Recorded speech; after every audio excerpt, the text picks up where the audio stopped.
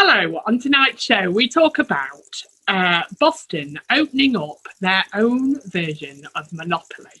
So I asked the panel, do they remember good times of playing board games with their family, or has it always ended in arguments? Also, a man returns to his roots in Lincoln as he's been playing professional football for a good couple of years. But I asked the panel, have we ever been starstruck by anybody we've met? And we finish on the subject of two new COVID apps that are coming our way. One for track and trace, the other one to tell you if you've got COVID or not. But can we rely on them, especially after the last two apps really went downhill? All that on tonight's show.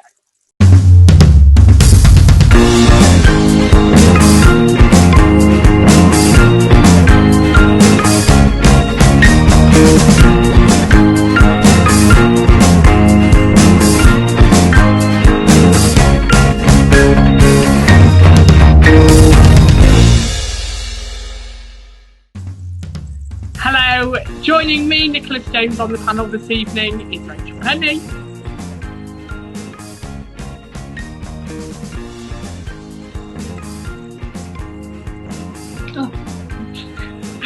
Sue Humphrey.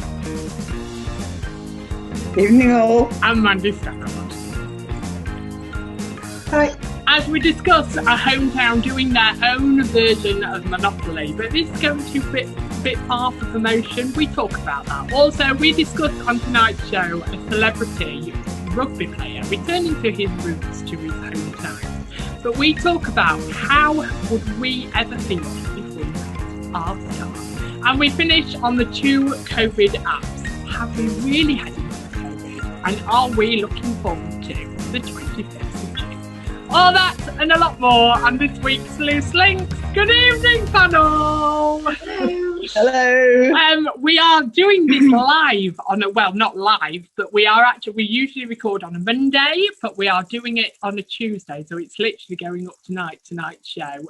Only because I've had internet problems the last couple of days, and we've finally made it. So I threw all three of these panelists in the deep end, because obviously there's people going back to work and stuff like that. So welcome to our retired lot, apart from Mandy.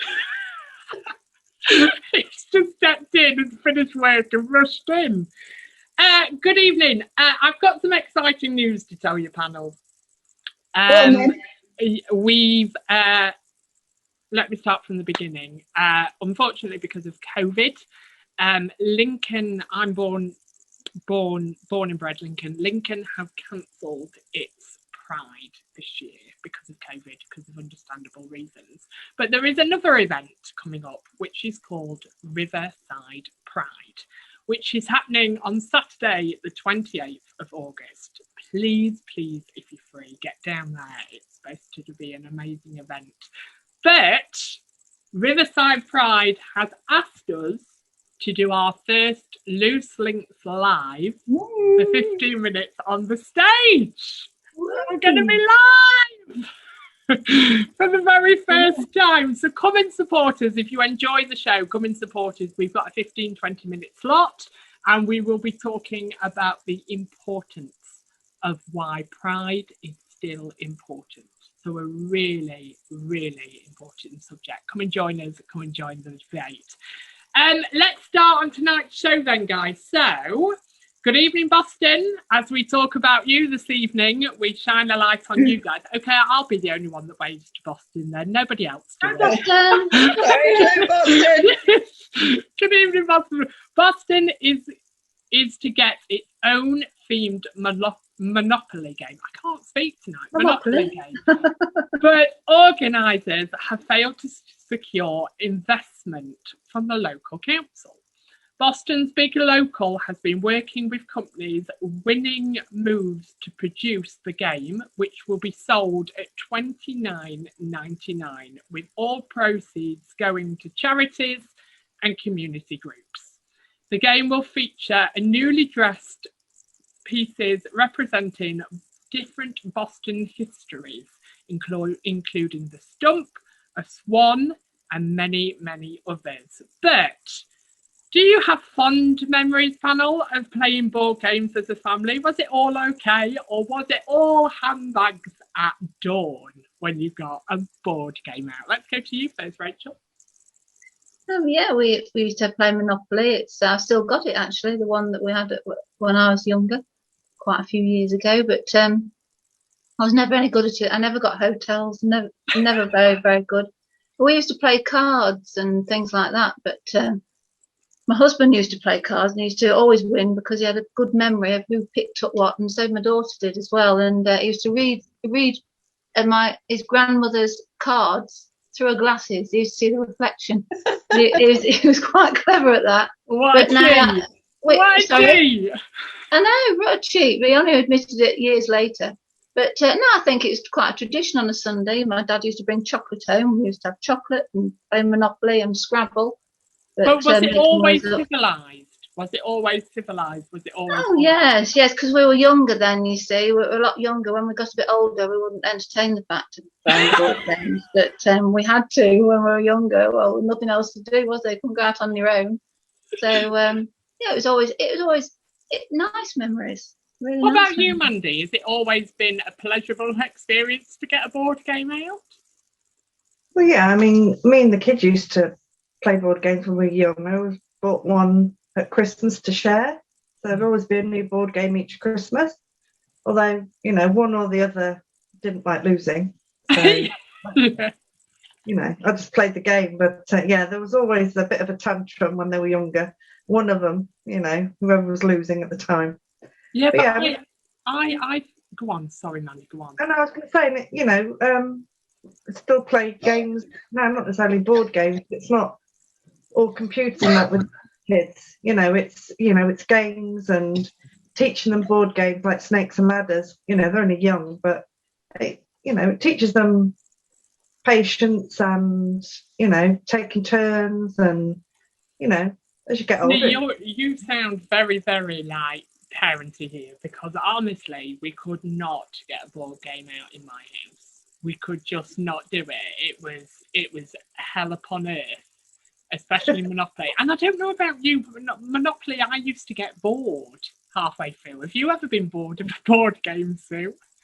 Oh yeah, Monopoly particularly.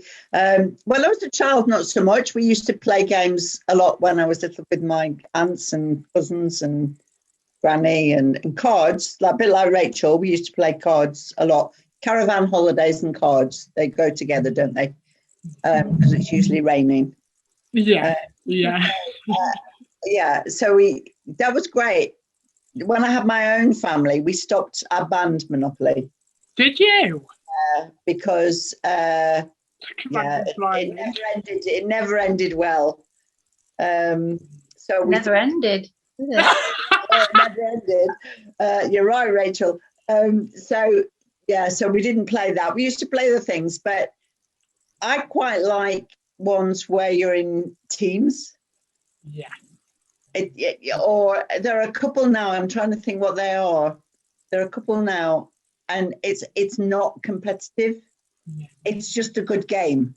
Do you know what I mean? Yeah. And I quite like those. Although we have been during the pandemic, I have been playing Boggle with my daughter and her. What's Boggle? Well, it's a word game, right. And it's quite difficult to. It's quite difficult to play on Zoom, but you can manage it. And you have sort of a square of, I'm trying to think, it's probably 4 by 4 by 4 by 4 letters, and all filled in letters. And you shake them up, and then you have to make as many words as you can by connecting the letters. So that's quite good fun within 2 minutes or something. So that's quite good fun. And it makes you think, actually, which is great. Do you think, though, in the year of 2021, it's still important to get games out like that to teach children and maybe even young people nowadays that it's okay to win, but it's also okay to lose? Yeah, definitely. Yeah, interaction with other people.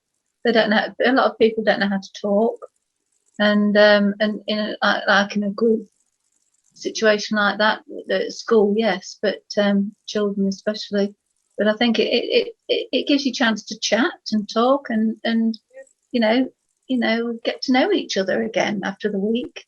It's a lot of families are so busy you don't see each other. And I think it'd be great. You'd probably have to strap them down now, but lock them in. Well, the thing is as well, though, isn't it? I just think that with technology these days, technologies that have got that tech now and that interesting and that engaging and all of that for parents out there, it must be really difficult to do like a board game because a board game is a board game in turn. It's about communication and talking and all of that. Where kids aren't they're not interested in that anymore, are they? They're not interested in sitting with their family playing a board game. They'd rather be on the PlayStation and stuff like that. So how do you think board games will eventually go? Do you think that people won't buy them anymore because techno has got that big? Let's go to you first, Mandy. What do you think? As our technology queen, let's go. Well, no, I disagree because kids will go off and they want to play with the technology because they can see the parents or it's on the telly or whatever. But they also want that connection with their mums and dads or, family surrounding family and friends. That actually you sit down and you play together. And I think kids do crave that. They want attention, and that is giving them attention because they have their go. They have to watch you talk to them, you explain, and it's complete attention and direction on one thing rather than everybody sitting and not talking. Don't get me wrong, I think there's a place for both, but I don't think games will disappear. Well, I hope games won't. I don't think so. Go on, Rachel. I don't think they'll disappear. I think that children will probably think that, mum and dad are getting the heirloom out. It's a Monopoly board. Let's see how it works, and quirky, yeah, and antique. But I think to touch a board, and have it on the floor and all sit round or on the table. I think it's got its place. It's nice. I don't know. I don't know because you're in the middle though, Nick, can't you? You're like you're not a youngster. No, but I'm a young person, Rachel. I don't know what you're talking about.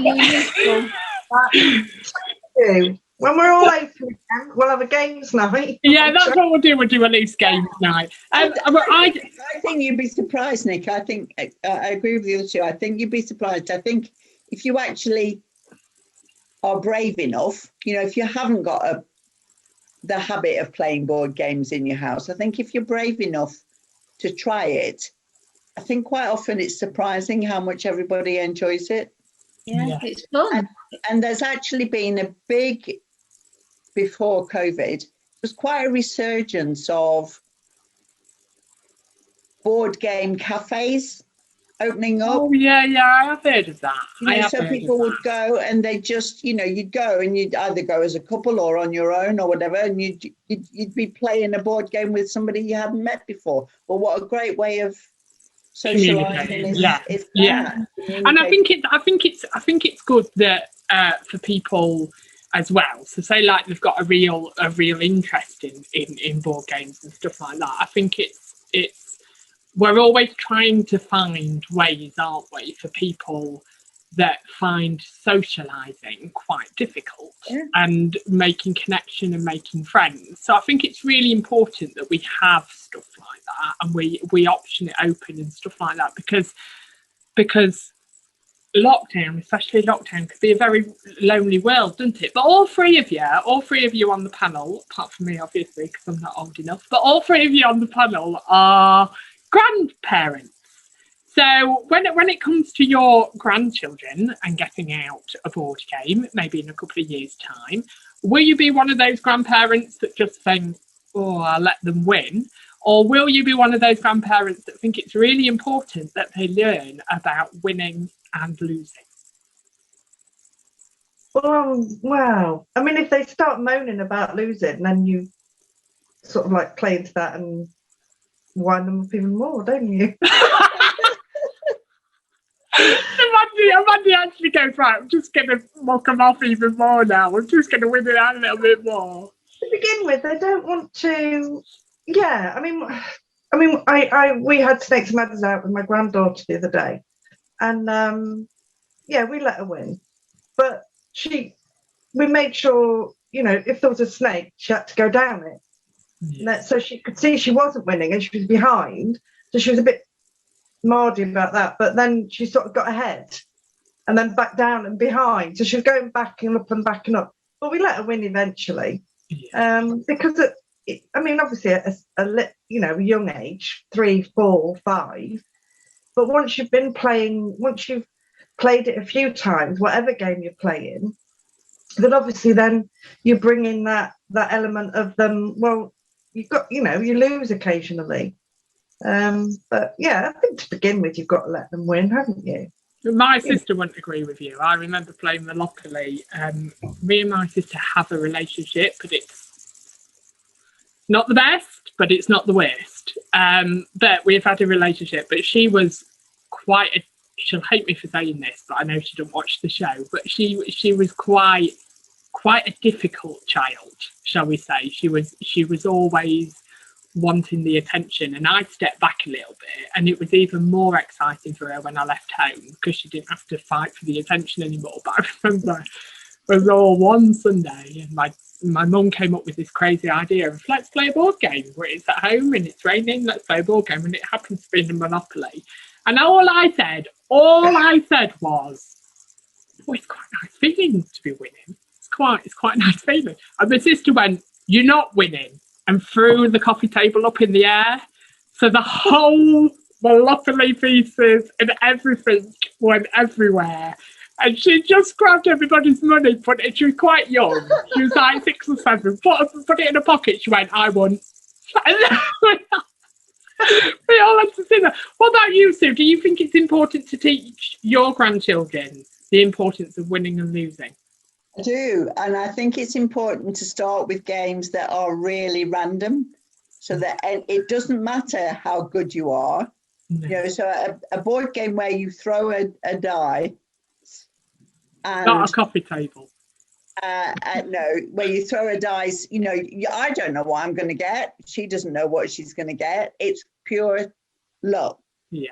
So it's not a question of skill or how many words you know or how good your visual awareness is for putting shapes together or anything like that. Because there are games where you put different coloured bits of plastic and make a road across the board and all sorts of things. A real game of chance where anybody can win, depending on, and I think that's the important sort of thing to start with, so that anybody can win or lose. And because then when they win, it's genuine. Yeah, definitely. Definitely. And it's even better, when they win, when it's genuine. Yeah, they're made up, they're completely made up. But do you think, Rachel, you have to adapt to maybe that child's mood? Do you think that actually, if you know in your head this is going to cause a problem, this is going to cause a massive problem, would you, and you're winning maybe a board game, would you change your tactics to let your grandchild win that game, or are you a determined person to say no, they have got to learn? Well, they do have to learn, yeah, but you start simple, don't you? You start simple games and teach them the right way to do it. And if they see that you're a good loser, then then you're on a win situation. But I wouldn't. I think it's quite. I think it's fun, and if the child looks like it's going to have fun, it will enjoy the game, whether win or lose. I think. So that's where I'd read into it if the child looked like it wanted to play. So start with Tiddlywinks. Well, I think it's more important to teach them the game of love than it is the game of a board game, to be honest, because I think love can affect you more than anything than a board game. To be completely honest, how to survive love. Do you think, though, this is a crazy idea, an absolute crazy idea for Monopoly now to adapt to towns? Or do you think it's a good one to promote throughout your own town by doing something like Monopoly? If not, if you don't think it's a good one, what other ways would you do? So you're given the power now you're going to promote your hometown. How would you do it? Let's go to you first, Rachel. How would you promote where you are? Well, I've got the Lincoln one. We've got Lincoln Monopoly. Are you Lincoln? Yeah. Oh, I never knew that. North Icon, where they like 'em. Yeah, that's me. North Icon, where they like 'em. I love that. Yeah, yes, I'm in Lincoln. Yeah, so I've got a Lincoln Monopoly. It's never been opened. Having said that, it might be worth something one day. Compete with Boston. Yeah. What I'd promote, I don't know, because like where I'm living, Highcombe used to be a little village, and now it's quite a big town. But I don't think many people would be wanting to get a Highcombe one, really. We've already got a Lincoln, so no. I don't want to completely downgrade it, because obviously Boston are really promoting this. But I just think turning a traditional game into a hometown, like you just said, it could become really competitive. Really, well, is the Boston Monopoly better than the Lincoln Monopoly? How's it different? It's only going to get people from Boston buying it, I think. Yeah. I would buy a Boston one, and although it's for charity, it's a lot of money. 30 quid for a board game. It is. It's quite a lot of money. What do you think, Mandy? Would you ever buy the Lincoln Monopoly? I think we thought about it and never got around to it. Right. Why am I not surprised? I've got loads of games upstairs. We've got Monopoly. My favourite's Cluedo. I like playing Cluedo. Oh, yeah. Cluedo. Oh, quite But scared. Skill for that, though. You have to have skill for that. Game. I'm quite scared. Mind. There was a board game I bought for the kids years ago called Cat Attack, and that caused havoc in the house. Because you could be almost winning, and then somebody else could, like, because you had to collect like bits and bobs, like a milk and a newspaper and all these things. It's a good game, but you could almost have everything you could have everything and be on your way back to your home point where then you would win, and somebody else could come along and steal it all. Oh. And you were like, should I do it or shouldn't I? So that was fun. But I mean, as for I think Lincoln's in a good position because we've got you've got the Christmas fair every year, and that promotes Lincoln. You've got the steampunk weekend, which is the biggest in Europe, I think, isn't it now? Oh, Mandy, we've done that, haven't we, together? Yeah, well, we didn't dress up, but it wasn't. And Mandy goes to everybody. She literally goes there. Oh, hi, Nadia, looking beautiful, absolutely beautiful. Well, there's nothing wrong with complimenting people. And our university's gone from being a joke in a film. What was it? I can't remember what the film was called. To being one of the. Is it in the top 10 now? I think. Yeah, I think it's in the top 10. So as a town, I don't think everything that's been done or is being before the lockdown promotes Lincoln quite well. So for another town to try and promote and then raise money for charity is always a good thing, whether it works necessarily, but it's always a good thing.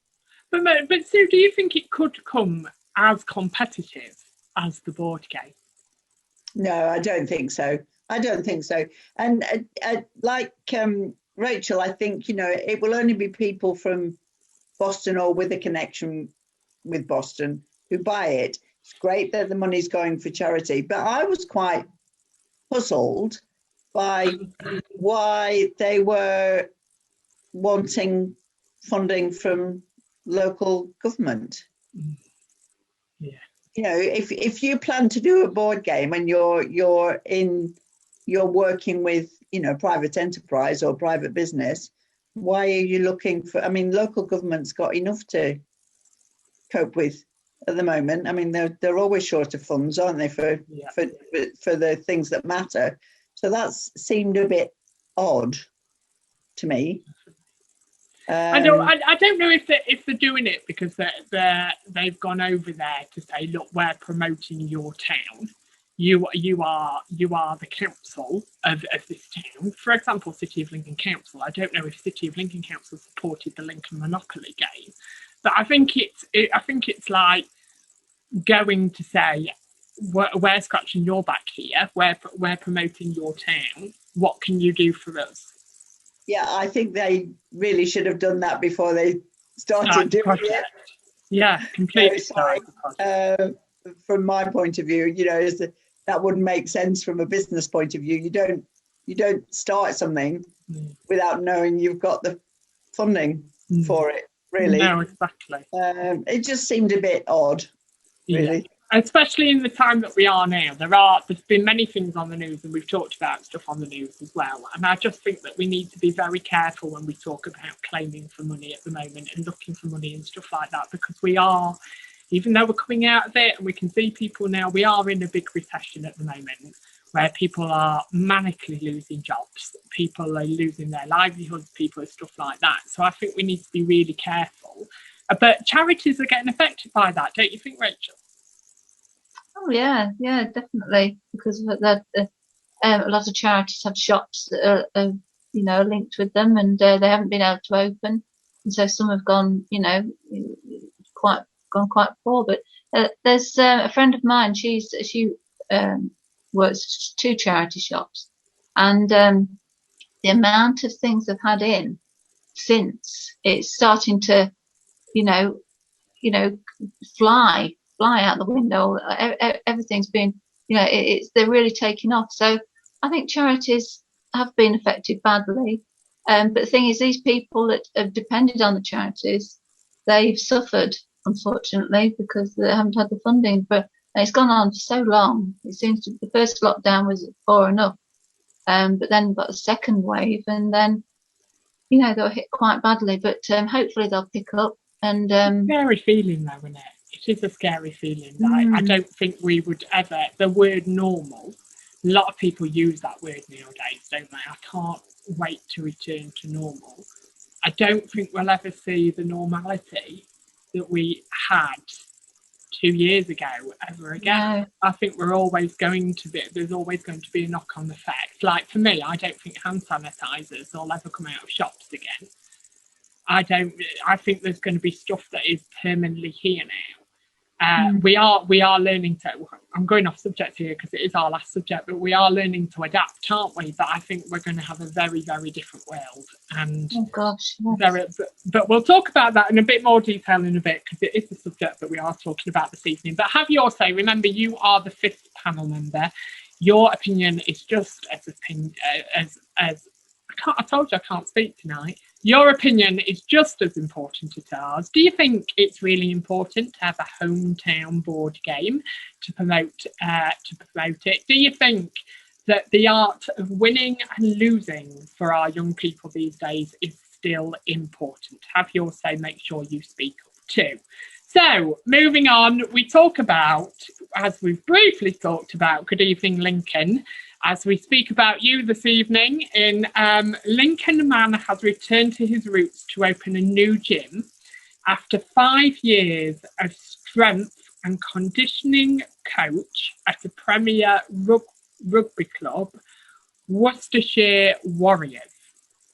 Joe Green played rugby for Market Raising in Newark during his teens, and his most recent job saw him working for Worcestershire Warriors, where he rose up from the coaching team and the academic to become the strength and conditioning coach for the first team.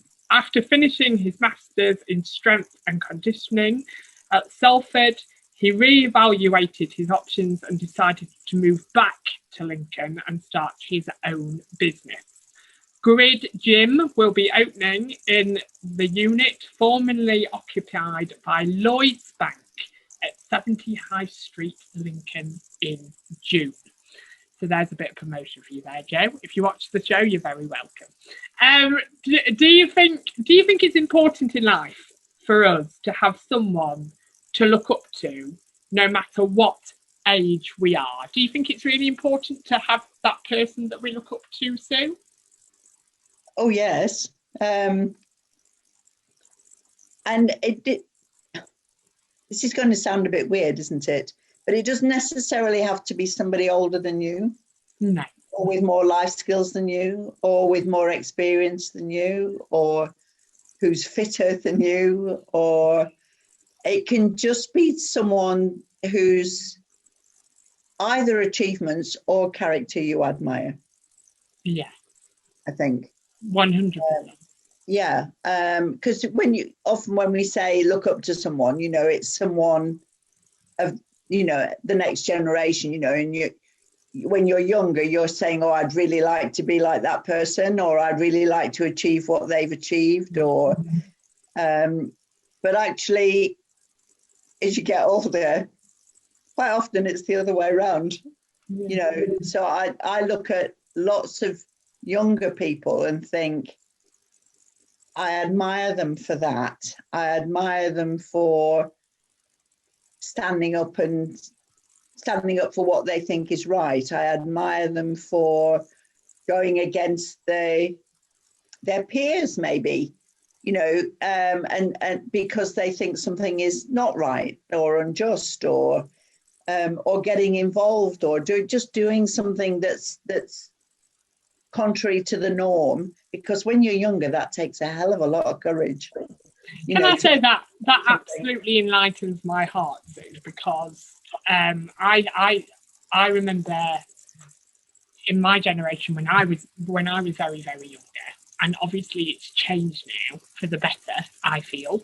But I was always told by one of my aunties, children should be seen and not heard. And that used to really affect me, because I used to think, well, does that mean my voice isn't important? What I think isn't important? You're a child, get on with it, and you're important. And I remember walking through town as a young person, and maybe I'm very unique at this, because it was just something I was quite passionate about. But walking through town, and you would have these business people stop people in the street and say, can I take 2 minutes of your time? But they would never stop me. Even as a teenager, they would never stop me. And I know there's reasons for that now, and I understand it a little bit more. But now I'm a bit like, no, you weren't interested in me 10 years ago. I'm not interested in listening to you now. I really am not. But that enlightens my heart, Sue, because that goes against quite a lot of what older generation think. Older generation are still in the mode of, actually, I'm more wiser than you. I know what I'm saying. You're young, listen to me, I'm right. So I think it's really important that we have that balance. Yeah, I was going to say you just didn't fit their demographic. That was all. I mean, if I walk down the high street, nobody's going to stop me and tell me about the latest nightclub, are they? Do you know what I mean? Even though you're out every Saturday night. I know, dancing on the tables. But can I just also say, I'm involved, as you know, in the environment things at church, and it's quite hard sometimes to accept responsibility, okay, and for destroying the planet, if you like, or contributing to global warming is probably a little less dramatic way of putting it. But actually, my generation growing up was the generation that used to return pop bottles. Yeah. And not everything, groceries came in brown paper bags, and not everything was double wrapped in plastic. And so sometimes it's quite hard to think, well, it's not all our fault. It's not, some of it's our fault. No. Because then as an adult, supermarkets were on the up, and it was convenient because society had changed and everybody's working, But I still say, I admire anybody of any age, but the young people today who are standing up for what they think is right. Yeah, which is amazing. Rachel, do you think it's important to have someone to look up to? I don't know I agree with the phrase "look up to." I admire people, like Sue was saying. There's lots of people in my life I admire, and my parents were wonderful parents. My grandparents were wonderful grandparents, and I've got lovely people around me, and I admire all of them for what they contribute to my life. So I don't look up to anybody. I'm just grateful to have everybody around me, and I admire them for what they've their input. But I've had a not boring life, but I've not had any big ups and big lows. I've had a generally quiet upbringing and life, really. So that's me, really. I think we all have those times in our lives, though, don't we? As I've said, 30 has been a big age for me. It's been a big development in my head and changing and all of that. But do you think, and for years I feel, it's going a bit personal, but for years I feel I was looking for a saviour in the fact of a human being, a saviour that would take everything from me, fix it, and then give it back to me. Do you think we all have that period in our lives? And do you think that actually we need to learn from other people to become our own saviours? What do you think, Mandy? Well, I think another word is a role model, isn't it? And in life, you either have the right role model or the wrong role model, or, you know, or negative role model and a positive role model rather than right and wrong, because one person's right is somebody else's wrong. So, but I think if you've got role models in your life, throughout your life, where, like Sue said, be it older or younger, that's a good thing. And that's, I think, it's something, you know, you need more positive role models, like the young footballer, Rashford, Marcus Rashford. Sorry. So, I mean, he's such a great role model for younger and older generations. You know, he stood up and said, no, that, you know, this isn't right. You know, people are hungry. He's had that experience, and he's taken that and made it a positive outcome, if you like. But do you think, though, that celebrities have got higher pressure to be that role model and to be that good person because how they're seen in social media? Do you think some of it or social media or live telly, do you think there's an even higher pressure on people that have their name globally known to be that good role model? So for example, Justin Bieber wasn't a very good role model for a very long time. He did a lot of wrong, and there was loads of press about him, about how can he be a good role model for younger people? How can he represent young people? How can he do this?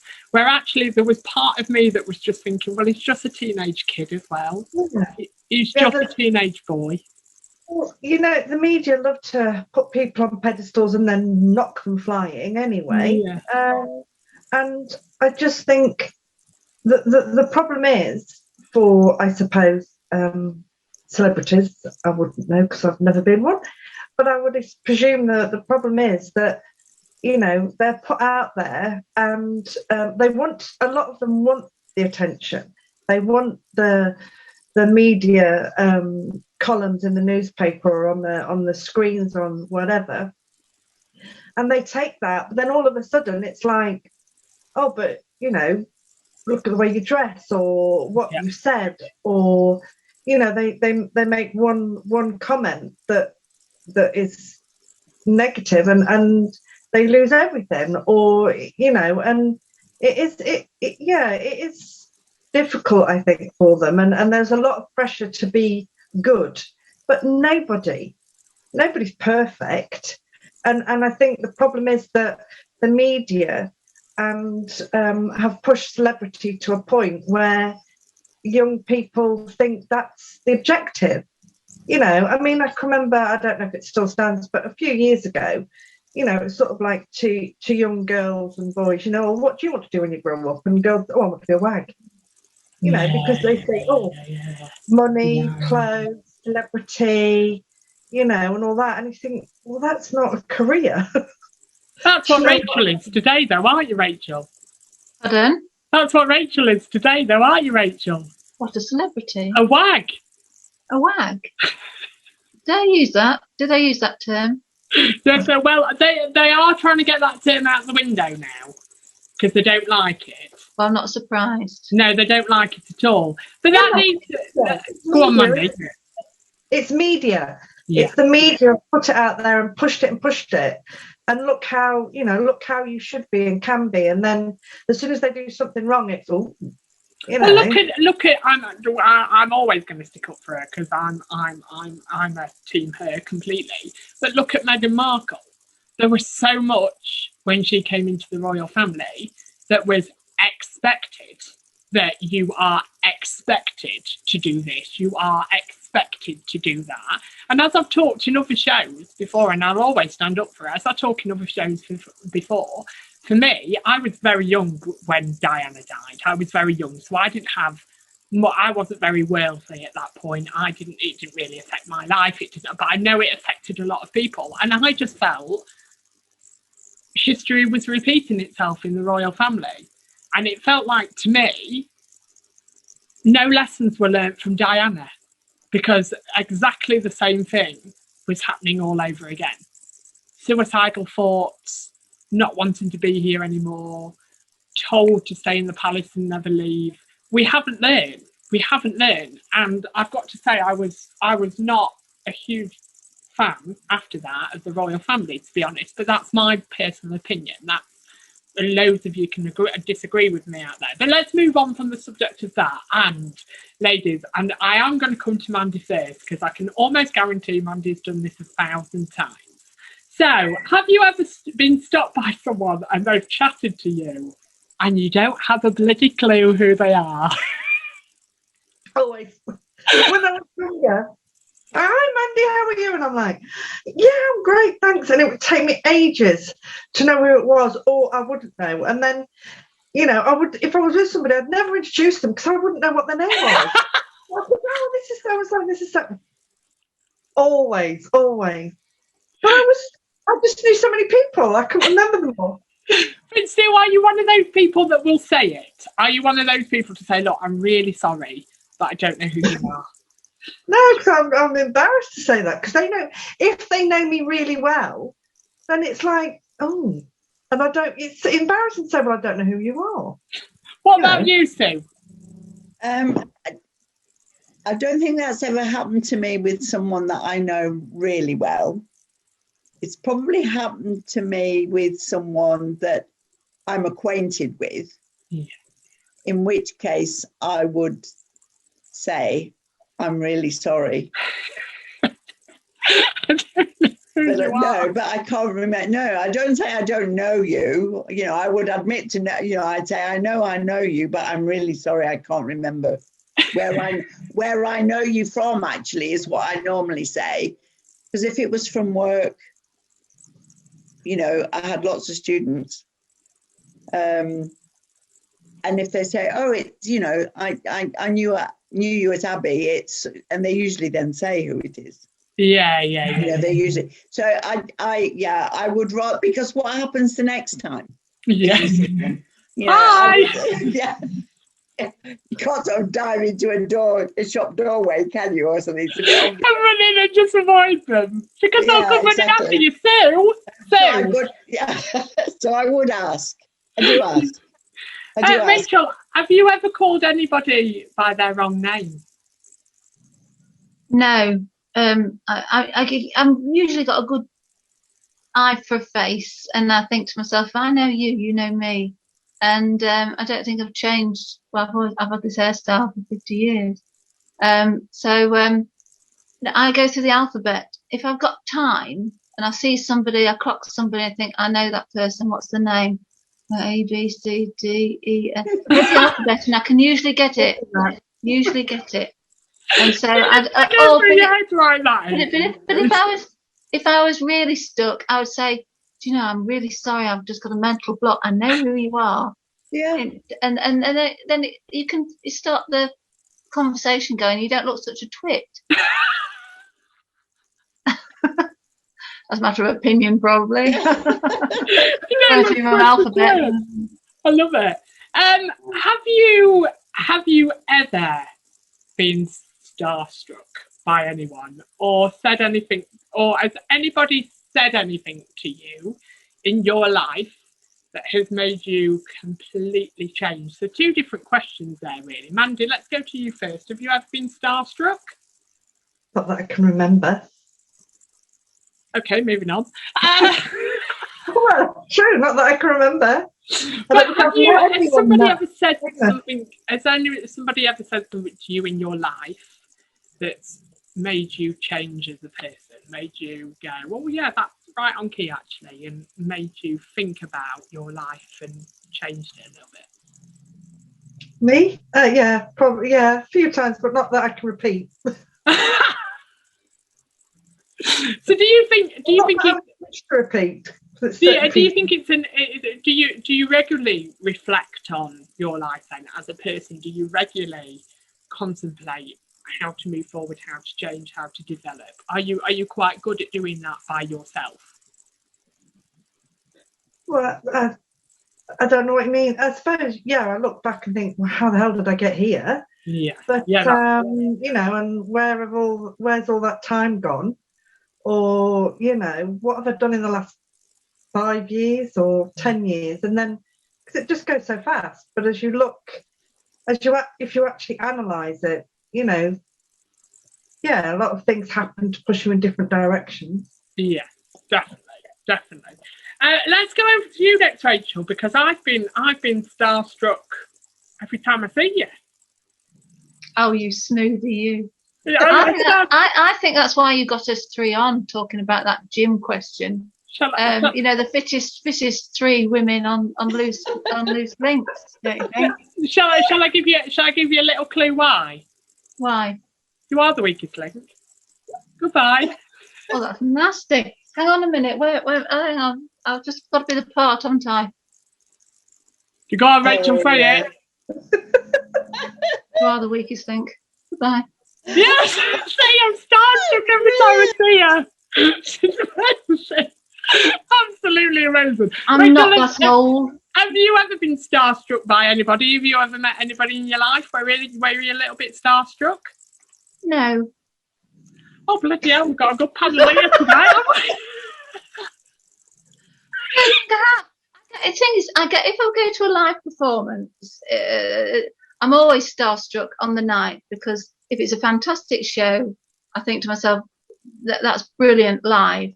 So I am starstruck on the night, but I don't follow people around like, you know, like, oh gosh, I wish I want to get their autograph. I want to do this, do that, the other. No, I'm not. They're just normal people doing a job, but if they do a good performance, I really thoroughly enjoy it. But no, not really. Not starstruck. Donny Osmond when I was younger. Donny Osmond probably. Puppy love. Yeah.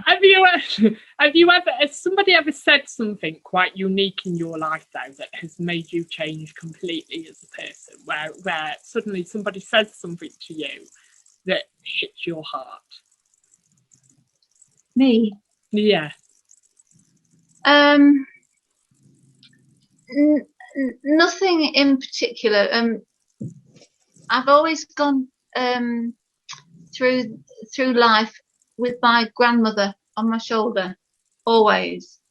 She was 96 when she passed, but she was a real strong woman. She didn't give up work until she was 85, and she worked for a care of elderly in Lincoln, which is now age concern. But she was a real inspiration in my life. She was a fantastic woman, and she always said, Rachel, rise above it. And there's lots of things you can't rise above in life, but she had that strong, determined character. But she was a loving woman, fantastic woman. But that's the only thing that I've always been surrounded by lovely people, lots of love in my family. But that's it. That's what's made me who I am. Shh. Don't you disagree? It's the dog. So what about you, Sue? Have you ever been starstruck by anybody? No, I've not been starstruck by anyone. My children are constantly embarrassed, especially my London family. Well, they were both in London up until recently, but my London family, if we're out and about, and we see somebody famous, because there are loads of famous people, aren't there, in London, and and I'll be saying, oh, there's such and such, and oh, there's such and such, and oh, there, and they're really blasé about it. So I can't say starstruck really. I mean, I like to see people that are famous, but just as Rachel said, they're just ordinary people, and they're just ordinary people. Yeah. I think for me though, I think for me, I've never been starstruck, but I think I've mentioned this on the show before. I do remember being in junior school. It was definitely junior school, and you had an opportunity to talk to a vicar. And by then, I'd always believed. My family never went to church. My mum will always say she believes, but she doesn't do anything active to do anything. And I remember it was a real poignant part in my life, and what made me go to church in a sort of way to begin with is I lost my grandma in 2004, and she was the only person that made me feel part of the family, completely part of the family. And she went to bed and went to sleep and died. So I felt like I never had that opportunity to say goodbye. And when I first walked into a church building, that's where I felt closest to her. I felt closest to her in that building. And I remember first time crying in church, and it wasn't very long afterwards. And I remember the vicar then coming up to me, and I'm going, oh, I'm so sorry for crying. And he said to me, if you can't cry in church, where can you cry?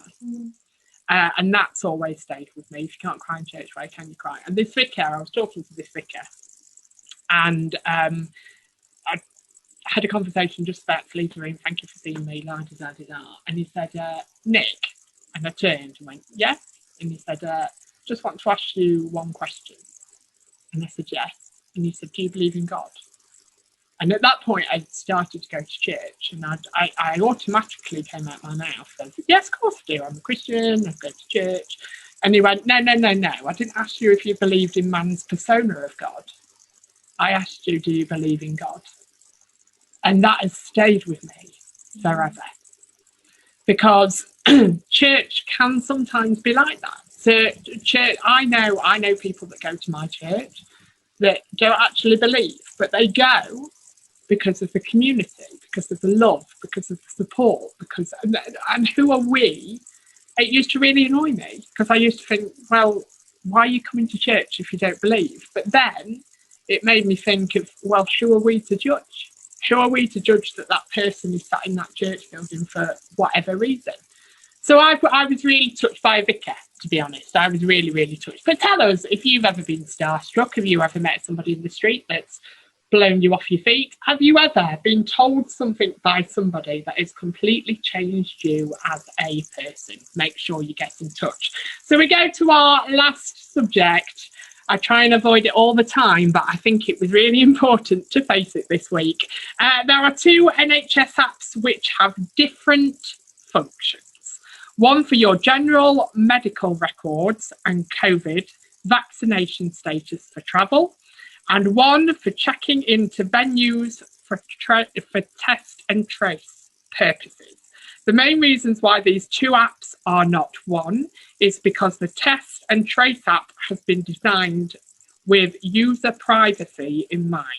So it tracks the virus, not people, and uses the latest in data security technology to protect privacy according to the Department for Health. Backers of the more critical, NHS apps say it will give the authority for more insight into the spread of the virus and how well the app is performing. But supporters of the designated test and trace app says it often uses a higher degree of privacy, protecting them from hackers. That was bloody hard to get out. Do you think we can trust the apps and what we've had in the last year with track and trace and stuff like that? What do you think, Mandy? Do you think we can finally trust this new app? Do you think we've had enough testers and enough problems to finally trust an app? Me, I don't really have got much opinion on that one. I suppose you trust it until it, you can't trust it anymore. It's one of those things.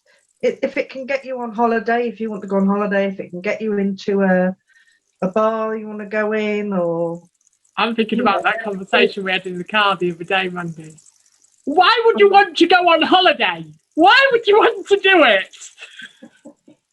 Well, I don't. I'm not going away. And I have but people have reasons, and it is up to them. I don't understand sometimes why people would want to go to a country that's on the amber list or anywhere. It's a pandemic, everywhere, nearly everywhere got the virus, and where's the next variant going to come from? I don't know. Do you think, though, Sue, do you think that we can start, could you say that you could absolutely, completely rely on an app and telling you if you've got COVID or symptoms or been around anybody? Do you think with the past with apps, the amount of problems that we've had with NHS apps, do you think you can finally put your trust in this one?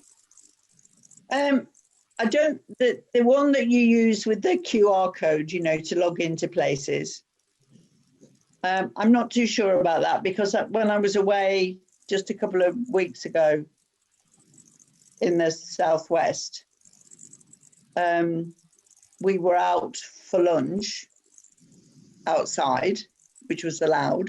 Yeah.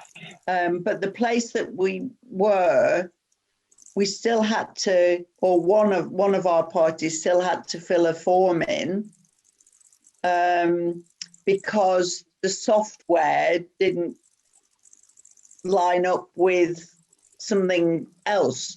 It just didn't work for that particular venue. So it doesn't appear to be foolproof. No. But having said that, it's probably better than nothing. Yeah, I agree. The other side of the coin is, of course, you might get pinged. You have been in a place where someone has tested positive for COVID, and they could have been in the supermarket. Yeah. And you could have been, I don't know what, there is a set distance, isn't there, for you have to be within X meters of a person who's tested. Well, is that in a room with them, or have you just walked past them? Or so I'm not too sure about that. The NHS app that allows you access to your personal medical records and your vaccination status, I think that's a good thing. Yeah. And I'm not quite sure why they're still talking about having vaccination passports if you can use that app. Yeah. And I know not everybody's got a smartphone, but there would be alternatives for people who don't have smartphones. Exactly. And the other thing is, Rachel, that's really important at the moment is football grounds now are opening, theatres are opening again, where you can go and watch a show and stuff like that. Would you feel confident to walk into one of them at the moment? It's funny because I have a couple of friends who are conspiracy theorists, and told me not to have the jab, and it gave some good arguments. And because I was vulnerable and immune suppressed and everything that goes with it, I felt that I had to have it. But I could see both sides of the coin.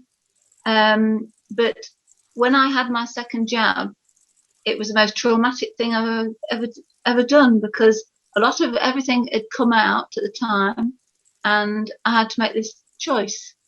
But when I had made the choice, a week afterwards, I started to build a confidence up of going out, because I hadn't been out for about a year and a bit. And I had this confidence of actually going into a shop with a mask and could actually get round it. So yes, it gave me confidence, and and I thought to myself, well, if all these conspiracy theorists are right, and this is what it's going to do to you, the amount of people that have had the jab, I don't want to be the odd one left walking around this earth, that kind of thing.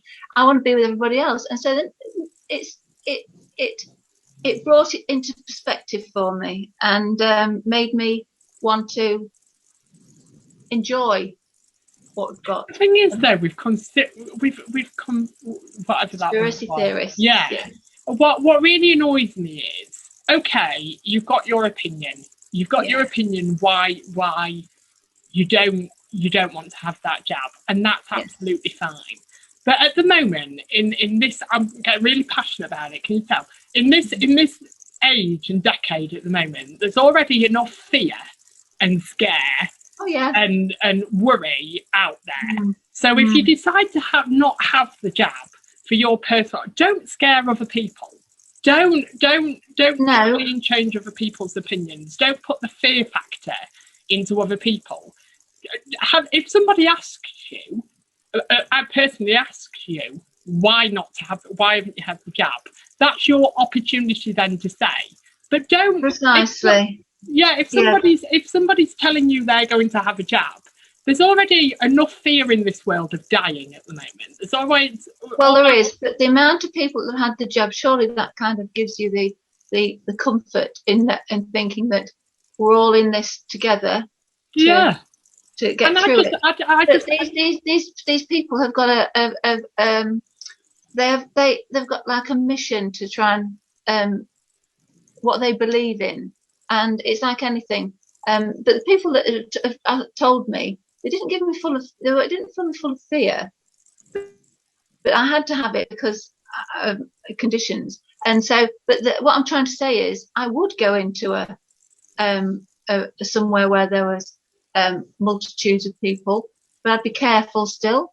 But it would give me the confidence to do it. If I hadn't had the jab, I wouldn't go. No, but Rachel, my argument to that is, I watched Stacey Dooley the other day on, I love her programmes, and she went into a psychiatric ward at the moment, and she filmed in a psychiatric ward, and it's on the BBC iPlayer if you've not seen it, and I really recommend to see it, because it's a real eye-opener of what people go through on a psychiatric ward and what it's like.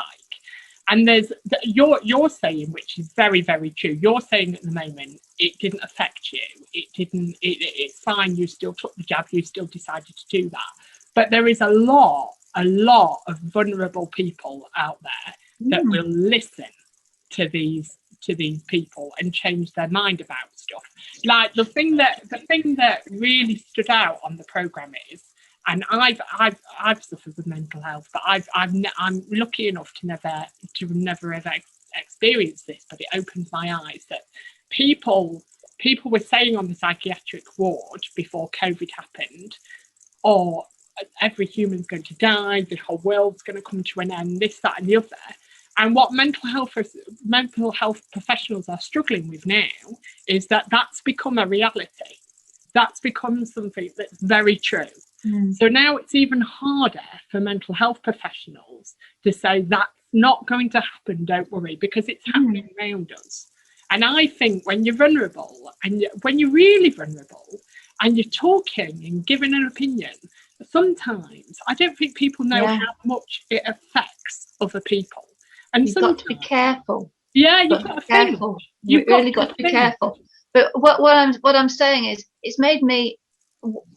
Yes, there was a negative there, what I've said, but also there's a big positive, because you asked the question, would I go into somewhere where there was like a theatre or a stadium? Yes, I would, because I've got the ability back. I feel I've got the ability back to live my life and do what I did before. And so, well, everyone will. I think it's something that we all have to do. We all have to take responsibility for our own lives and and people around us. So yes. And if you decide not to have the jab, unless you're asked, don't scare other people. Don't. Well, no, because I don't go around saying you must have it. No. But you do find this with a minority, but they all seem to promote what they think. But live and let live. I think you just have to live with your own decision. Sue, are we ready for June 25th? Do you feel you are ready for it now? Do you think or are you a little bit apprehensive about it? I'm not confident. I'm not 100% confident that it will happen, if I'm honest. I'm hoping that it will. I still think it'll be quite,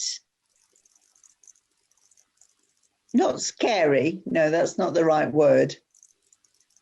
I think, as Rachel was saying, I think we have to make our own minds up about what we're confident to do. Yeah.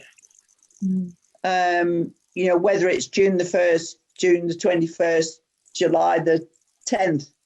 I'm desperately hoping it is all okay because my daughter's getting married on July 9th. They're planning to have, so they're having a civil ceremony and they're planning to have a party in the woods the following day for 80 people. Now, if June the 21st doesn't happen, the party probably won't happen. Mm. So I'm hoping that it's all, we get the green light.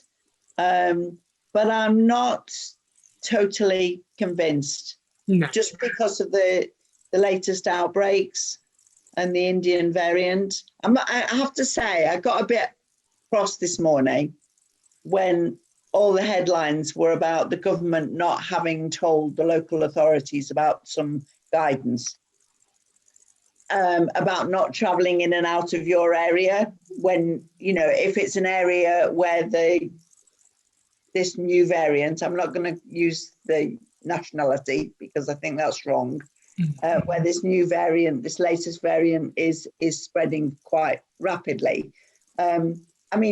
Surely it's common sense that you're not going to be travelling in and out of your area if, you're not going to be, well, I know when the rates were particularly high in another city not too far from Lincoln on the East Coast, I thought, well, I'm not going to go there then. No.